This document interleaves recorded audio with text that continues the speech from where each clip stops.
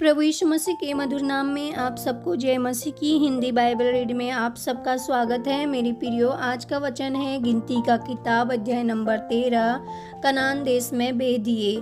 पढ़ेंगे 17 से। उनको कनान देश का भेद लेने को भेजते समय मूसा ने कहा, इधर से अर्थात दक्षिण देश होकर जाओ और पहाड़ी देश में जाकर उस देश को देख लो कि कैसा है, और उसमें बसे हुए लोगों को भी देखो कि वे बलवान हैं या निर्बल, थोड़े हैं या बहुत, और जिस देश में वे बसे हुए हैं वो कैसा है, अच्छा या बुरा, और वह कैसी कैसी बस्तियों में बसे हुए हैं, और तंबू में रहते हैं या गढ़ अथवा किलों में रहते हैं, और वह देश कैसा है, उपजाऊ है या बंजर है, और उसमें वृक्ष है या नहीं। और तुम हियाव बांध दे चलो और उस देश की उपज में से कुछ लेते भी आना। वह समय पहली पक्की दाखों का था, इसीलिए वे चल दिए और सीने नामक जंगल से ले राहोब तक, जो हमात के मार्ग में है, सारे देश को देखभाल कर उसका भेद लिया। वे दक्षिण देश होकर चले और हेब्रोन तक गए। वहाँ हाइमन,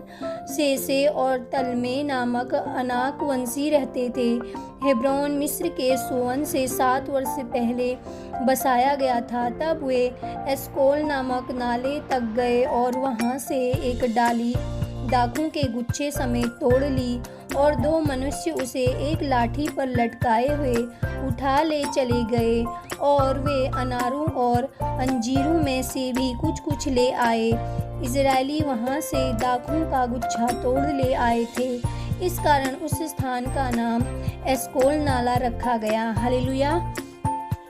तो मेरे प्रियो, परमेश्वर आपको इसी वचन में बहुतायत से आशीष दे। जब परमेश्वर ने इजरायलियों को कनान देश देने का वादा किया था, तो उस देश को देने से पहले भेदिए उन्होंने भेजे थे। तो जब वो भेदिए वहाँ उस कनान देश में गए, तो वहाँ के फलों को तोड़ के लेके आए और वहाँ के लोगों को भी देख के आए, और वह कनान देश दूध की बहती हुई देश था जो इजरायलियों को परमेश्वर ने दिया। तो मेरे प्रियो, परमेश्वर आज भी हमें वो बहती हुई दूध का देश हमें देना चाहता है, लेकिन हमें प्रभु के वचन पर बने रहें। तो अगर हम परमेश्वर की व्यवस्था पर बने रहें तो वो आज भी हमें देने के लिए तैयार है मेरे प्रियो। इसलिए मेरी आपसे विनती है, प्रभु का वचन अपने हृदय में ऐसे बसा लें, अपने जीवन में ऐसे बसा लें कि हमारे जीवन में पाप ना आए, शैतान को हमारे जीवन में बीमारी देने का मौका बिल्कुल भी ना आए।